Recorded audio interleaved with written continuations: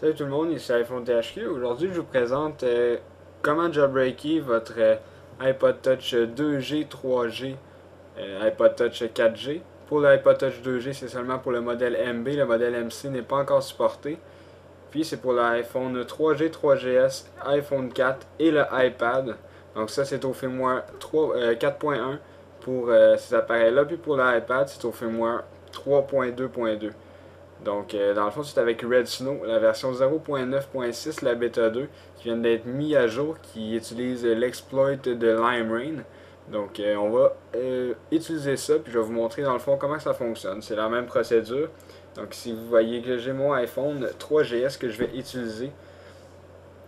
Donc, je vais juste vous montrer que je trouve moi 4.1.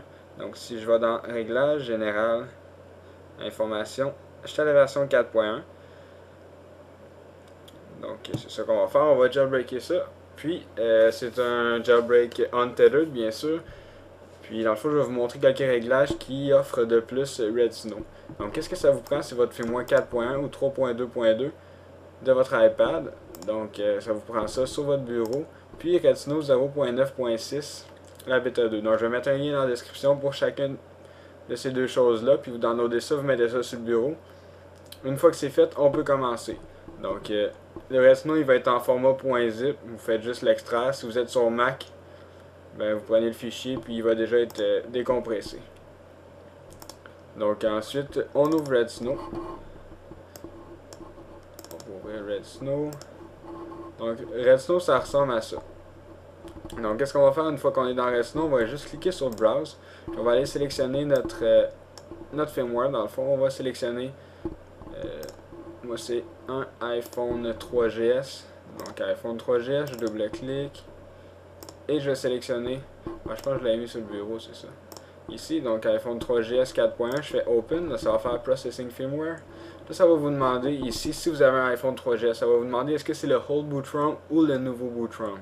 Donc moi, c'est un nouveau Boot ROM. Si vous avez l'ancien Boot ROM, vous cliquez sur No. Si vous avez le nouveau Boot ROM, vous cliquez sur Yes. Ça va être la même chose pour un iPod Touch 2G. Si vous avez le modèle 2G, modèle MC, si vous cliquez sur Yes, ça va vous dire que Red Snow n'est pas encore capable de supporter l'iPod Touch 2G MC. Si vous avez un MB, vous cliquez sur No, puis vous allez pouvoir poursuivre la procédure avec Red Snow.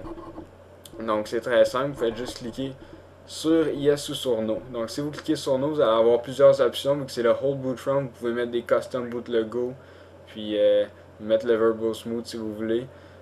Et si vous cliquez sur Yes parce que vous avez un New Boot ROM comme moi, donc je peux pas mettre des Custom Boot Logo, ça fonctionnera pas. Donc les appareils qui sont compatibles pour les Custom Boot Logo, c'est l'iPod Touch 2G modèle MB, l'iPhone 3G et l'iPhone 3GS Old Boot ROM. Donc c'est ces appareils-là qui sont compatibles avec les Custom Boot Logo ou le Verbose Boot. Donc moi je vais cliquer sur Yes puisque j'ai le nouveau boot ROM. Donc une fois que c'est fait, ça dit IPSW successfully identified. Donc on clique sur Next. Ça va patcher le kernel.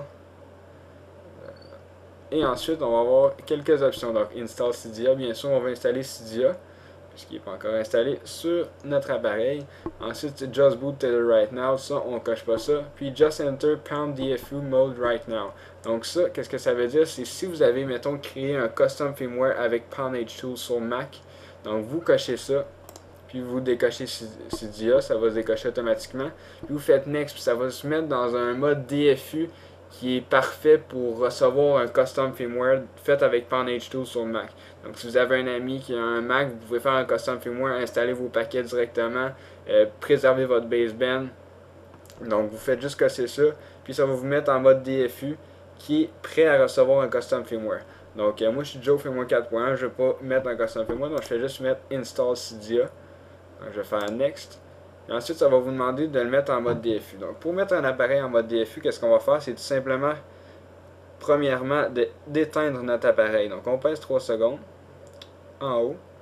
Puis on fait Slide to Power Off. Donc là, il est éteint. On va attendre que la roue termine pour l'éteindre. Donc, assurez-vous que votre appareil est bien connecté par USB.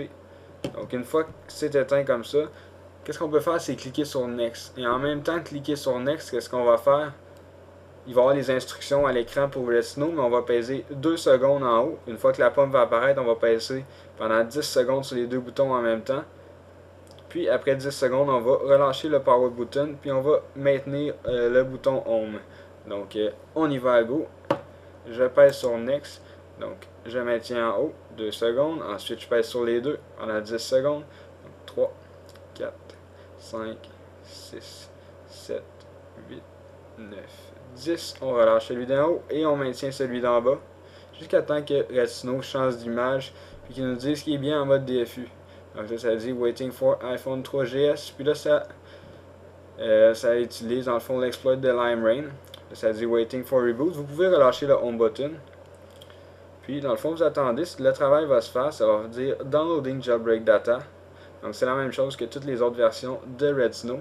Donc là, on peut voir qu'à l'ordinateur, il est marqué Done. Donc ça veut dire que c'est tout simplement terminé. Puis là, on va juste attendre. Le reste du processus se fait sur votre iPhone, votre iPod Touch ou votre iPad. Donc on va attendre un petit peu, là, il fait juste redémarrer, puis ça va tout simplement se jailbreaker par la suite.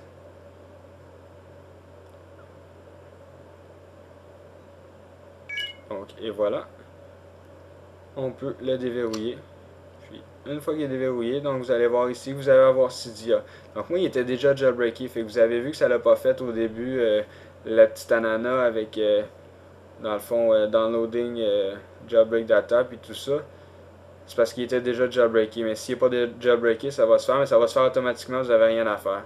Donc, dans le fond, c'était tout simplement pour vous montrer comment jailbreaker votre iPod Touch 2G non MC, l'iPod Touch 3G, 4G, l'iPhone 3G, 3GS, l'iPhone 4 et le iPad au firmware 3.2 et pour les autres appareils c'est au firmware 4.1. Donc si vous avez des commentaires, juste à laisser un commentaire en bas, puis c'est ça, il y a quelqu'un qui va vous répondre ou moi je vais essayer de répondre. Donc c'est ça, c'était pour vous montrer comment jailbreaker cet iPhone THQ. N'oubliez pas de vous abonner à mon canal de YouTube juste en cliquant en haut sur le bouton s'abonner et cela va vous permettre de recevoir toutes les vidéos que je vais mettre en ligne. Et visitez aussi le site internet iPodTouchIsopro.com. Merci beaucoup, au revoir.